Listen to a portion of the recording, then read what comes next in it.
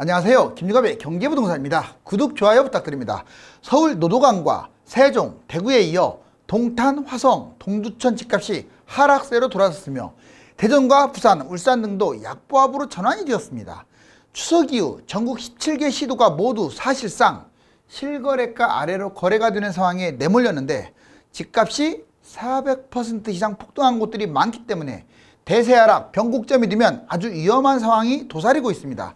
일본이 1991년부터 2020년까지 무려 30년간 7억 집이 1억까지 떨어진 곳들이 있는데 서울의 아파트값이 그 전체를 밟게 되면 바닥이 어딘지도 모르기 때문에 계속 관심을 가져야 합니다. 김종갑 유료상담은 010-3999-8808 전화 주십시오. 7억 집이 1억, 한국, 일본 30년 대폭락과 똑같다. 여기 보시면 좀 이걸 바라진 않아요. 이게 최악이거든요. 그래도 우리나라는 일본보다는 경제, 제조업이라든가 또는 여러 가지 첨단 산업 분야가 더 전망이 밝기 때문에 아마 일본처럼 붕괴 안 되리라고 간절히 바라지만 문제는 인구도 감소하고 있고 그 다음에 집값은 너무 많이 뛰었고 이런 모든 것들이 닮은 꼴이 너무 많아요. 여기 보시면 폭락 위험, 매수자와 매도자의 매매 방법. 자, 일단 본격적으로 들어가기 전에 맛배기로 한번 들어가 보자. 자, 부동산 역사상 최악의 버블, 내년부터 악소리 날 것. 실질적으로 2021년, 22년 이 중으로 이제 집값이 서서히 하락 쪽으로 기울 겁니다. 그러면 본격화되는 것은 이제 23년부터 뭐 25, 6년, 7년 이 사이가 되겠죠. 그러면 매수자와 매도자는 각각 어떻게 해야 하느냐. 21년, 22년 이제 올해하고 내년 중으로 대략 지금 흐름을 볼 때 12월에서 3월까지는 확실히 빠질 것 같아요. 내년 2월, 3월까지는 금리 인상하고 대출 규제가 지속이 되는 한은 꺾이지 않습니다. 그러면 지금 살 거라면 조금 2월, 3월이면 훨씬 쌀 것 같으니까 그때까지 보는 게 어떨까. 자, 이때까지 청약 우선에 금매, 그 다음에 자본금이 있고 실거주 중심인 사람들, 중저가 저평가 많이 안 뛴 것 중심으로 그냥 매입을 타진하라는 거지 무조건 매입하라는 게 아니에요. 자, 매도자들은 영끌, 갭투자 이런 분들, 그리고 또는 상승이 미미할 것 같은 거, 외곽에 있거나 비아파트 이런 걸 잡은 분들, 이렇게 잡은 분들은 뭐 남는 거 없고 별로 최근에 잡았다 이런 것들을, 그러면 1차는 지금이고 2차는 거래가 안 된다 그러면 내년 그래도 4, 5, 6, 7, 8, 9 이 여름으로 가면서 한 번은 반등하지 않을까 전망을 합니다. 과거에 여름장만 되면 지금 6년 연속 뛰었기 때문에 내년에도 조금은 가능성이 있지 않을까. 자, 아무튼 1차는 지금, 2차는 4월 이후 이렇게 해서 뻔한 집을 팔라는 게 아니라 그냥 이런 것들 갖고 있는 분들, 왜냐면 하락장 돌아오면 난리 나잖아요. 그러니까 그런 것들은 판단을 해보시라고요. 자, 23년부터 27년 매매. 그렇다면 이제 본격적으로 대폭락은 뭐 지금부터 이미 꺾인 것 같긴 하지만 23년, 27년 이때가 바닥이 될 것 같아요. 매수자는 23년에서 24년 계속 흐름을 보면서 뭐 5년이 됐든 6년이 됐든 이게 매주 시세가 나오잖아요. 그냥 싸니까 확 잡는 게 아니라 매주 시세를 보면서 완전 바닥은 모를지라도 대략 이 정도면 적당하다 하는 무릎선에서 잡았으면 해요. 유망 아파트의 금매를 잡는 게 가장 좋고요. 그 다음에 분양 또는 집값이 떨어지면 분양권, 미분양 이런 것들이 나올 수가 있어요. 이걸 잡아도 돼요. 매도자는 바닥장은 피하세요. 웬만하면. 근데 팔았으면 갈아타기 해야 돼요. 바닥장은 피하고 계속 내려갈 때 바닥이 어딘지 모르게 계속 떨어진다 하면 던져버리는 게 좋아요. 오히려 던져버리고 안 팔리면 어쩔 수 없습니다. 자, 상승장 정점까지 이제 버텨야겠죠. 하락장에 팔고 끝나면 안 됩니다. 여기 보시면 좋은 아파트 팔고 끝나면 안 되고 갈아타기 해야 돼요. 내 거보다 더 많이 떨어진 것으로. 근데 안 팔리면 어쩔 수 없이 끌고 가야 돼요. 거래된다고 팔고 그냥 가만히 있으면 안 돼요. 아파트는 또 올라가거든요. 그리고 많이 빠지면 추가 매입하는 것도 뭐 분양권, 미분양 내가 집에 하나 있더라도 1+1 형태 이것도 생각을 하세요. 자, 이제 부동산 대세 하락 4가지 지금 대세 하락 대폭락에서 가장 안 좋은 게 일본식 장기 대폭락이에요. 이거는 부동산 10에서 30년간 장기간 하락한다는 뜻인데 무려 50에서 80%까지 폭락. 고가 아파트 회복 불능이죠. 그러니까 서울은 강남이나 이런 데는 또 신고가 찍을 것 같아요. 왜냐? 세계적인 도시인데다가 인구가 감소되더라도 희소성이 있고 몰려드니까. 그렇지만 만약에 서울일지라도 강남일지라도 우리나라가 경제가 죽어버렸다. 계속 성장을 해줘야 하는데 일본처럼 경제가 막 밑에서 돌면 집값 올라가지 않습니다. 그러면 경제가 받침이 되면 인구 줄어도 뛰어요. 그렇지만 또 지방하고 수도권은 달라요. 집이 남아돌기 때문에 설령 경제가 받침이 치고 나간다고 하더라도 뛰는 놈이 있고 회복도 못하는 놈이 있고 그래요. 그래서 선별 잘해야 돼요. 웬만하면 그래서 서울 외곽이라든가 너무 먼데 경기도 외곽이라든가 또는 지방이라든가 이런 데는 조심하라고 했어요. 50에서 80%까지 떨어지고요. 고가 아파트 같은 경우는 회복도 안 될 수 있다. 이게 예를 들면 91년부터 1999년 10년간 우리나라도 장기 하락을 한 적이 있어요. 알았죠? 물론 일본으로 따지면 30년간 하락했죠. 자, 이제 단기 대폭락. 이번에는 30년간 일본처럼 빠지는 게 아니라 그냥 예전에 2010년부터 2013년까지 한 5년 빠질 때 부동산 2에서 5년간 뭐 금융위기가 오거나 또는 금융위기가 안 오더라도 사이클상 떨어지거나 거품이 붕괴될 때 30에서 70% 폭락합니다. 상당히 많이 빠져요. 지역별로 차등적으로 회복합니다. 서울이 가장 먼저 회복하고 입지 좋은 곳 그 다음, 입지 나쁜 곳은 제일 늦게. 자, 예를 들면 2008년부터 2013년 미국발 금융위기 때 우리나라 집값이 이렇게 빠졌다는 거예요. 이번에는 이제 금융위기가 아니라도 단기 사이클로만 떨어질 때 부동산이 역시 같이 2에서 5년간 단순 사이클 하락 20에서 50% 폭락. 큰 차이 안 나요. 금융위기가 나면 더 떨어지겠지만 뭐 얘도 50% 떨어지잖아요. 상승폭이 클수록 하락폭도 크다. 예를 들면 2003년에서 2005년 3년간 하락. 자, 단기 조정. 이거는 뭐 폭락이라고 할 수는 없고 상승장에 보통 중간에 하락할 때 일어나는 건데 이 단기 조정 가능성은 없어요. 지금 많이 뛰었기 때문에 이 셋 중에 하나입니다. 자, 부동산 1년 이내 초단기간 거품 하락. 예를 들면 10에서 40%. 거품이 적을 경우 덜 하락하고 거품이 많으면 많이 떨어지겠죠. 2017년 9.13 대책 이후에 좀 빠진 적 있잖아요. 자, 이제 일본과 한국의 부동산 버블 과정이 90%나 닮았어요. 도대체 뭐가 닮았냐? 불과 한 3, 4년만 해도 이렇게 안 닮았었어요. 근데 지금은 닮았습니다. 먼저 보자고요. 자, 일본 부동산 버블 과정. 부동산 플라자 아이비 버블 8년.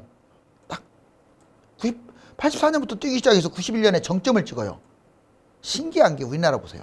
부동산 코로나 때 많이 뛰긴 했지만 서울 중심으로 버블 8년이에요. 2014년부터 뛰기 시작해서 21년. 신기하죠? 자, 그 다음에 여기 일본 부채는 GDP 대비 약 300% 초과. 물론 가계 부채, 기업 부채 이런 걸로 따지게 되면 지금 우리나라 얘기 나왔죠. 우리나라도 300% 지금 육박인데 가계 부채만 따지면 우리나라가 더 많았어요. 이때.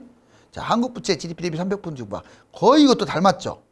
자, 집값 250% 폭등. 물론 많은 건 500% 폭등하고 막 그랬어요. 자, 근데 금리 인상 때문에 결국 사단이 났고, 자, 150만 가구나 공급 폭탄. 일본도 인구도 많아요. 그런데 이렇게 폭탄. 자, 우리나라 보세요. 250% 폭등 거의 비슷해요. 금리 인상하잖아요. 이제 했잖아요. 근데 200만 가구, 전국적으로 200만 가구, 일본보다 지금 더 하고 있어요. 3기 신도시민 택지주구, 지방, 분양, 공급 예전까지 합치면 지금 올해 내년에 입주 물량이 없다고 해서 자꾸 공급 부족 그러는데 지금 1, 2년 문제가 아닙니다. 이건 5년, 10년을 내다보고 공급 물량을 봐야 하는데 우리나라 너무 많아요, 지금. 자, 여기 보세요. 일본 그래서 부동산 80% 이상 폭락, 31년간 장기 침체했어요. 근데 우리나라는 아마 이 부분에서는 좀 봐야 할 것 같고 약 한 60% 정도는 폭락할 수 있는데 5년간 단기 폭락하지 않을까라고 전망합니다. 그 이유는 우리나라가 일본보다는 경제 활력이 있기 때문에 그래요.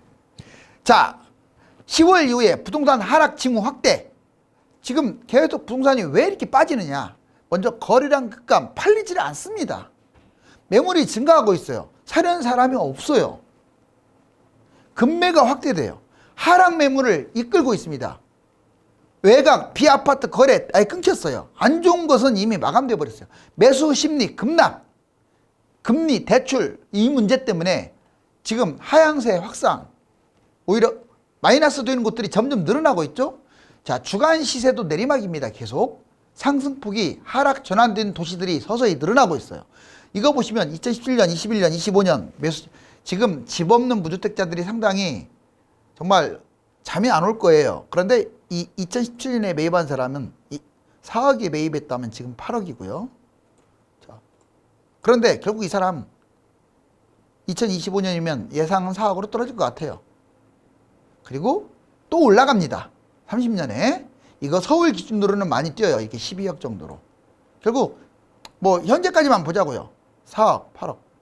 그런데 이제 지금 잡는 사람은 이 사람보다 4억이나 비싸게 주고 잡는 거야. 폭등한 상태에서. 결국 떨어지면 4억 손해봐요. 이때 잘 버텨야 돼. 만약 못 버티면 안 돼요. 근데 결국 서울 같으면 또 이렇게 12억으로 갈 것 같아요. 4억의 시세차익은 거둬요. 결국은.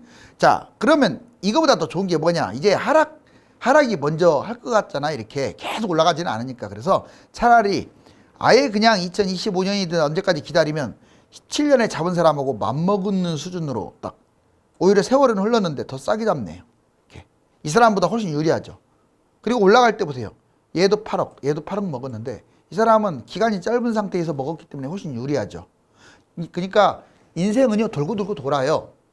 이걸 못 참아가지고 그냥 미리 질러버리고 팔리지도 않는 걸 꽉 잡고 있으면, 매수하게 되면 안 팔려서 이 기회를 놓쳐요.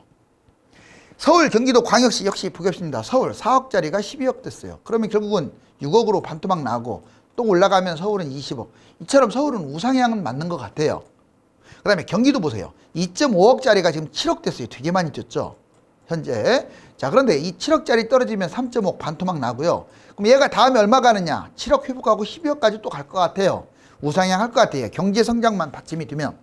그런데 광역시는 똑같은 이제 2억이 5억으로 갔다가 자, 2.5억 반토막 났다가 한 7억. 여기서 보시면 서울이 제일 많이 뛰었고 경기도가 그 다음에 광역시가 이 순서라는 거 잊지 마세요. 그런데 이제 이거 보시면 똑같은 가격, 같은 10억짜리가 떨어졌을 경우 서울은 5억으로 떨어졌다가 18억까지 갈 가능성이 있지만 경기도는 10억에서 5억으로 떨어졌다가 14억으로 서울보다 덜 뛴 가능성이 크고 지방광역시는 10억짜리가 5억으로 떨어졌다면 그냥 10억 본전밖에 못한다는, 왜냐하면 인구가 줄고 공급 물량이 늘어나고 하니까. 매물 홍수 1천만 호, 이거 여러 번 얘기해줬죠. 왜 1천만 원이냐는 이 우리나라만의 특징이야. 인구가 5천만 밖에 안 되고 가구 수는 많아봤자 2, 3천만 가구밖에 안 될 것 같은데 여기 보세요. 분양 공급이 200만 호에다가 다주택 매물이 800만 원은 잉여 매물이야. 즉 집이 남아도는 거. 결국 합치니까 천만 개나 있어요. 이것만 있어도 문제인데 이것까지. 그러니까 일본보다 더 불리한 상황이에요. 이것만 놓고 보면. 3기 신도시 택지지구 127만, 추가 신도시 이번에 또는 서울 등등 기타 등등 하면 73만. 자, 다주택 매물 800만, 다주택자 640만, 임대주택 사업자 160만. 그 다음에 법인 뭐 이런 것 좀 합치면 엄청나죠. 그 다음 12월 18일 자, 전국 부동산 시세 현황. 현재 딱 현재 시세를 봤더니 여기 보세요.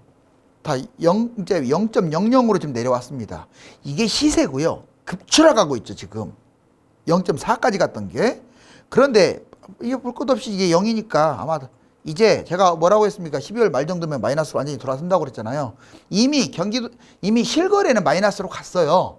그런데 전국 이게 거래량이 아주 많은 게 아니기 때문에 그 실거래는 마이너스지만 거래량이 좀 더 늘어나야만이 확 빠지는데 그 거래 안 된 것까지 감안하다 보니까 지금은 플러스에 있는 거야.